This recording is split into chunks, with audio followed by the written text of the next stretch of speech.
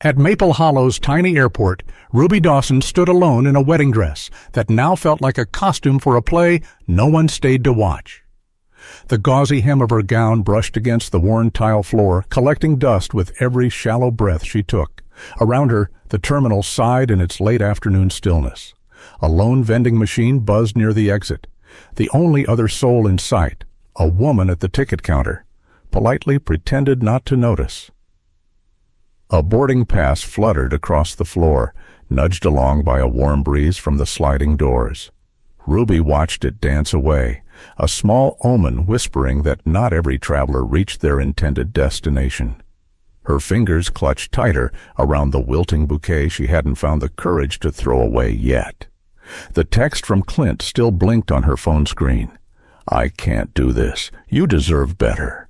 14 words to unmake a life. She read it again, as if some hidden meaning would appear if she stared hard enough. But the words stayed the same, cold and final. Her legs stiffened, rooted in place by a dress stitched with too much hope. A middle-aged airport worker approached, hands tucked awkwardly into his pockets. "Ma'am, can I call you a taxi? Maybe help you get somewhere?" His voice was kind, but heavy with the uncomfortable pity that Ruby had feared all along. She shook her head, her throat too tight for words. The man nodded, almost relieved, and walked away, leaving her alone again with the late afternoon sun slanting long shadows across the floor. Outside, the heat had started to slip away, giving way to a cooler evening breeze. Ruby stepped through the automatic doors, wincing at how loudly they hissed in the quiet. She lowered herself onto a wooden bench by the curb, her dress sprawling like a white puddle around her. She sat still, feeling the scratch of tulle against her legs, the weight of shame like an anchor. An old pickup truck pulled into the loading zone, backfiring once before rattling to a stop. Ruby barely looked up until a pair of scuffed boots came into view. She followed them up to jeans, a faded t-shirt, and the lined face of a man who seemed built from the same stubbornness as the truck he drove. He hesitated, running a hand through the hair that had given up fighting the Texas sun years ago. His voice, when it came, was gentle. "You all right, ma'am?" Ruby blinked at him, struggling to find footing in a conversation she hadn't expected. She opened her mouth, but no sound came. Instead, she just shook her head once, slow and tired. The man, Jake Turner, though she wouldn't know his name yet, scratched the back of his neck, looking at her the way a person looks at a stray dog they aren't sure will bite. "I was just dropping off a part for a buddy. My truck's beat up, but it'll get you wherever you need to go. No charge. Honest ride. Kinda like me." For a long second, Ruby sat frozen. Every survival instinct screamed not to trust a stranger, but another quieter voice, one she hadn't listened to in years, whispered that sometimes a lifeline doesn't come in polished packaging.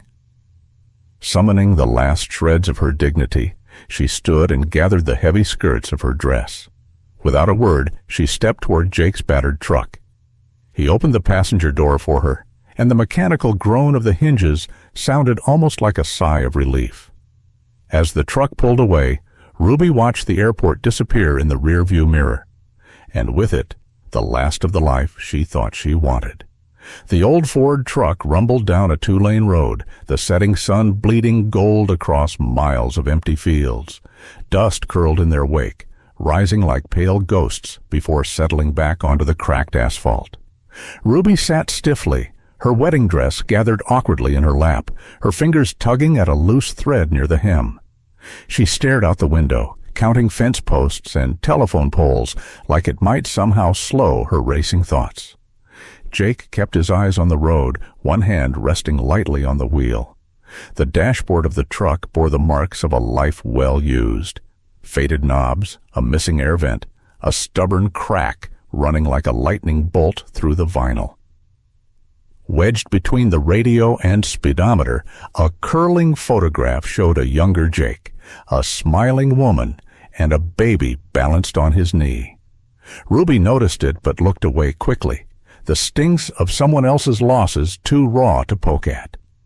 The farmhouse came into view as they crested a small rise. modest, weather-worn, and bathed in the deep amber of approaching twilight. A wooden porch leaned slightly to one side, and the roof had a patch or two, but there was something welcoming about the place. Smoke threaded up from a chimney, mixing with the sweet, crisp scent of the cooling air. Jake parked by the side of the house, hopping down from the truck with a creak of worn springs. He rounded the hood and opened her door with an easy motion, offering a hand she hesitated before taking. Her fingers were cold against his calloused palm. "You can use the guest room," he said simply. "Ain't fancy, but it's clean. You can rest. Figure out whatever comes next tomorrow." Inside, the house smelled of sawdust and something warm. Fried chicken, if she wasn't mistaken. Jake led her down a narrow hallway to a small room with a bed dressed in a faded but lovingly stitched quilt. A wooden dresser stood against one wall, its drawers slightly uneven, and a single window framed a view of the fields beyond. Before she could say anything, a small tornado of energy barreled into the room. Eli Turner, 6 years old and brimming with curiosity, skidded to a stop in the doorway, his wide grin flashing beneath a mop of unruly hair. "Ah," he chirped. "Are you going to stay? Can you sew superhero capes?" Ruby blinked, stunned by the directness, before managing a fragile smile. "I don't know yet," she said softly. Jake ruffled Eli's hair. "Let's give Miss Ruby some space, buddy." They settled around the kitchen table a little later, the meal simple but comforting: fried chicken, green beans, and a loaf of bread that Jake admitted sheepishly he'd bought from Shannon's bakery down the road. Ruby picked at her food at first, appetite dulled by nerves, but the warmth of the room and the easy chatter between Jake and Eli loosened something tight inside her chest. Midway through dinner, Eli leaned across the table, crumbs dusting his shirt. "Are you going to be my new mom?" The words hit Ruby square in the heart. She dropped her fork with a soft clatter, the room tilting for a dizzying second. Jake started to speak, to smooth it over, but Ruby shook her head slightly. No need. Eli's question hadn't been a demand, just a hope, pure and unguarded. Excusing herself, Ruby slipped out to the porch. The wood creaked under her weight as she sank onto the top step, wrapping her arms around herself as if she could hold in the flood of feelings threatening to spill over. She stared out across the open fields, overwhelmed by a kindness she felt she didn't deserve. The smell of bacon and sawdust drifted through the house as Ruby woke beneath a quilt that wasn't hers, yet didn't feel foreign. She lay still for a moment, letting the weight of the blanket press into her chest, grounding her against the tide of emotions waiting to drag her under. Sunlight, pale and tentative, crept through the gap in the curtains, stretching soft fingers across the room. The quilt covering her was a patchwork of colors and textures: denim squares stitched next to faded florals, corduroy patches nestled against scraps of old flannel. The seams weren't even, the stitches ran stubborn and crooked, but the whole thing held together stronger than it should have. Ruby ran her fingers over the fabric, thinking how much it reminded her of the way lives stitched themselves back after tearing at the seams. The crisp air of the early morning pulled her from bed. She found her way to the kitchen, where the scent of frying bacon hung heavy and irresistible. Jake stood at the stove, spatula in hand, while Eli sat at the table, his legs swinging, a mountain of biscuits stacked on a plate in front of him. "Mornin'," Jake said without turning around. "Coffee's fresh." Ruby nodded, murmured a soft greeting, and poured herself a cup. The black brew steamed against the chill clinging to her hands. She wrapped both palms around the mug, drawing in the warmth. They ate in a comfortable near silence, broken only by the occasional clink of fork against plate or Eli's enthusiastic chewing. Ruby found herself noticing small details around the kitchen: the patch on the cabinet door, the way the table wobbled slightly, the strip of duct tape holding the fridge handle steady.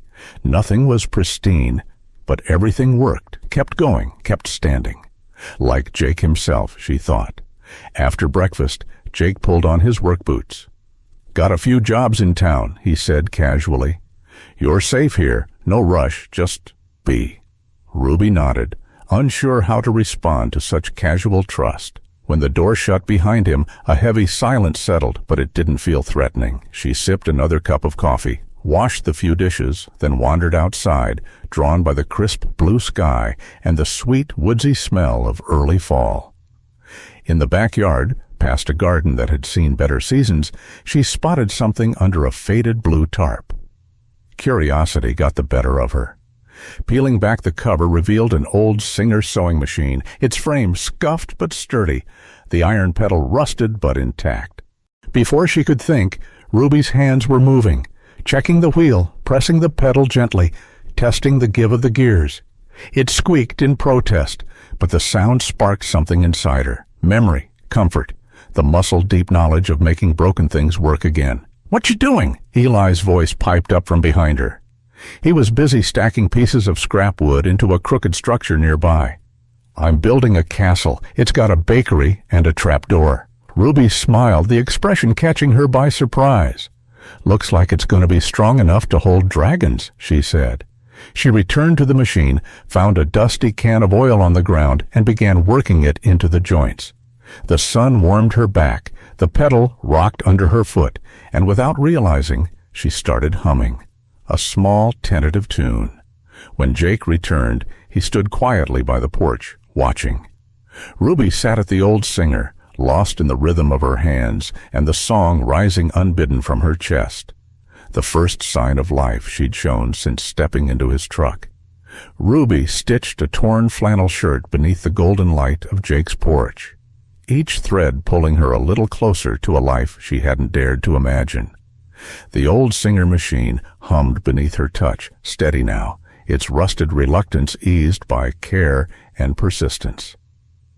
She paused to adjust the hem, the familiar whir of the machine carrying into the crisp afternoon air. Once, not so long ago, she'd sworn she would never touch a sewing machine again, never let her hands create anything Clint might tear apart with a careless word. The porch creaked as Jake stepped out, wiping his hands on a rag. He glanced at the pile of mended shirts with a quiet pride that made Ruby's chest tighten. "Gonna have to start charging folks if you keep fixing half the town's clothes," he said, half teasing. Ruby smiled. A small thing, but genuine. "Maybe just biscuits for payment," she said, glancing toward the town, where the smell of baking apples floated in the breeze. Eli burst through the door, his cheeks pink with excitement. Miss Ruby, Miss Shannon says you should come to the cafe. She's got an idea." Jake raised an eyebrow. Better go before he bursts. At Shannon's cafe, a cozy place with faded booths and a giant rooster mural out front, Shannon herself waved Ruby over with a conspiratorial grin. "You ever think about selling your work?" she asked, setting a steaming cup of cider in front of her. "Harvest Fair's coming up. Folks love homemade things, and you've got a magic touch." Ruby flushed, tugging at the sleeve of her sweater. "I'm not really—" "Doesn't have to be fancy," Shannon interrupted gently. "Few aprons, maybe some quilts. You'd fit right in." By the time they left the cafe, Ruby was clutching a flyer for the fair, her mind whirling faster than Eli chasing leaves down the sidewalk. Jake didn't say much, but when they got home, he disappeared into the garage. Later, he emerged with a sturdy little sewing table built from salvaged wood, sanded smooth, edges rounded like a gift meant to last. "I thought you might need a proper place to work," he said, setting it down on the porch with a casual shrug that didn't fool anyone. Ruby ran her hands over the surface, overwhelmed by the simple kindness of it. "It's perfect," she whispered. In the days that followed, the house buzzed with new energy. Ruby and Eli spent afternoons designing superhero capes out of bright scraps, laughing as they argued over whether capes needed secret pockets. Jake fixed a wobbly chair, whistling low under his breath, the rhythms of ordinary life stitching themselves into something that felt dangerously like hope. But the world outside Maple Hollow hadn't forgotten her. One crisp afternoon, while Ruby pinned fabric under the porch's golden light, Shannon pulled up in her battered Chevy, her face tight. She leaned against the porch rail, voice low. "Saw a man asking around town today, tall, clean-cut, seemed out of place." Jake stiffened where he stood, setting down his wrench with deliberate care. "What was he asking?" "Looking for a woman in a wedding dress," Shannon said, her eyes flickering to Ruby. The porch fell silent except for the lazy creak of the swing. Later, as the sky bruised with dusk, Jake sat beside Ruby while Eli colored superheroes inside. He spoke without looking at her. "Someone's asking after you. You don't have to talk to him unless you want to." Ruby sat there a long moment, the half-sewn superhero cape heavy in her lap. The stitches wavered in the fading light, imperfect but holding. She smoothed the fabric thoughtfully, heart steady despite the tremor in her hands. "Maybe he's not the only one I need to face," she said, the words tasting both terrifying and true. Under strings of fairy lights and the sweet scent of caramel apples, Ruby stood at the harvest fair, feeling like she belonged, until a familiar voice shattered it. She had been laughing with Eli near the sewing booth, admiring the boy's blue ribbon pinned proudly to the chest of his homemade superhero cape, when the sound cut through the cheerful hum of the evening like a blade through fabric. Ruby. She froze, heart stuttering. The music, the laughter, the glow of jack-o'-lanterns along the square, all of it seemed to tilt slightly, as if the ground had shifted beneath her feet. Slowly, Ruby turned. Clint Harris stood a few yards away, hands buried deep in his pockets, trying to look casual. His hair was just a little neater than she remembered, his suit jacket out of place among the flannel shirts and denim jackets of Maple Hollow. He smiled, sheepish and boyish, the same smile that had once made her forgive things she shouldn't have. "Been looking for you," he said, weaving through the fairgrounds crush of townsfolk, careful to avoid the hay bales and cider barrels. "Heard you might be here." Ruby caught movement at the edge of her vision. Jake standing by the pie booth with Pastor Joe, his shoulders tense, but his hands stuffed into his jeans pockets. He wasn't moving closer. He was giving her space, trusting her.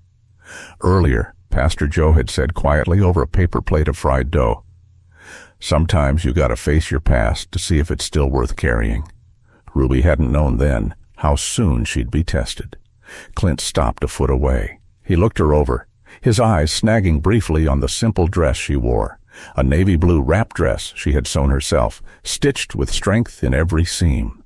Not the white fantasy he had abandoned at the airport. No costume now, just Ruby. "You look different," Clint said. He smiled again, lopsided and almost convincing. "I made a mistake. I got scared. It wasn't you, Ruby. It was me. I wasn't ready, and I didn't know how to say it."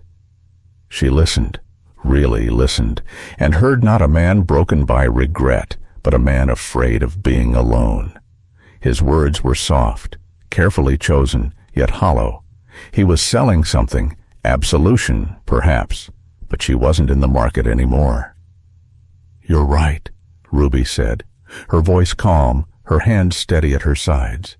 "It wasn't me." Clint blinked, thrown. "It was never about me being too much, or too loud, or too big," she continued, feeling each word stitch itself into her spine. "It was about you not knowing how to be enough." He stepped closer. "Ruby, please, we can try again. I miss you." She looked past him, at the life buzzing all around, kids running with caramel stuck to their chins, a fiddler tuning up by the bonfire, Eli showing off his blue ribbon to anyone who would look. She thought about Jake, fixing her sewing table from scrap wood without once asking for anything in return, about Shannon and Pastor Joe, and the countless smiles given to her without judgment. "You didn't break me, Clint," Ruby said, her voice soft but firm. "You freed me." He opened his mouth, but she was already turning away, the conversation finished without drama, without apology. She crossed the short distance between herself and Jake, drawn to him like a needle finding its true thread. Jake didn't say a word. He simply opened his arms, slow and sure, and Ruby stepped into them, fitting into the quiet space he'd held for her all along. His flannel shirt smelled like wood smoke and fresh hay, like home. Above them, fairy lights flickered against the velvet sky. Around them, the fair carried on, Bonfires crackled. Cider steamed in paper cups. Fiddle music swirled like leaves in the breeze. Life continued, vibrant and messy and real. And for the first time in as long as she could remember, Ruby didn't feel like she was standing on the outside of it all, nose pressed against the glass. She belonged. The morning after the fair, Ruby sipped coffee on Jake's porch, the crisp November breeze carrying the scent of marigolds and new beginnings. The sun shone high and cold above Maple Hollow, and leaves floated down from the trees in lazy spirals, landing on the worn wooden steps like nature's confetti. She pulled the mug closer to her face, savoring the warmth against her hands, letting herself breathe into this new, tender kind of morning. Inside, the quilt given to her by the women of Maple Hollow rested at the foot of her bed. Stitched with care, full of colors she never would have picked herself, but now couldn't imagine sleeping without. It was more than a quilt. It was a declaration. You're one of us now. Jake appeared in the doorway, hair still mussed from sleep, a sheepish smile tugging at the corners of his mouth. He held a second mug in his hand, but didn't offer it immediately. Instead, he leaned against the frame and just looked at her, the way someone might look at the sunrise they weren't sure they deserved. "It's better with you here," he said simply, voice rough with mourning. Ruby set her coffee down slowly, the world narrowing to the man in front of her, and the easy way he said what mattered most without any fuss. Tears sprang to her eyes without warning, and a laugh tumbled out at the same time, messy and perfect. "Good," she said, brushing her hand across her cheek, "because I'm staying." Jake crossed the porch in 2 long strides, wrapping her up in an embrace that smelled of coffee and sawdust and promises made without words. Later that morning, the backyard transformed into a scene straight from a storybook. Under the old maple tree, now nearly bare but still dignified, friends and neighbors gathered. Hay bales served as seats, strung lights danced overhead, and tables sagged under the weight of homemade pies, fresh cider, and casseroles carried in with shy pride. Ruby stood beneath the tree, her heart rattling in her chest, wearing the altered wedding dress. Once a symbol of abandonment, it was now a soft, sage-green everyday dress, comfortable, beautiful, and wholly hers. Eli stood proudly beside her, clutching a small bouquet he had picked himself, marigolds, clover, and a sprig of wild rosemary. Pastor Joe smiled warmly as he began the ceremony. No grandeur, no fanfare, just Ruby and Jake, holding hands, their words quiet but fierce in their truth. When Jake slid a simple silver band onto her finger, Eli couldn't hold back. "Now we're a real superhero team," he shouted, arms thrown wide as if he could catch the whole sky.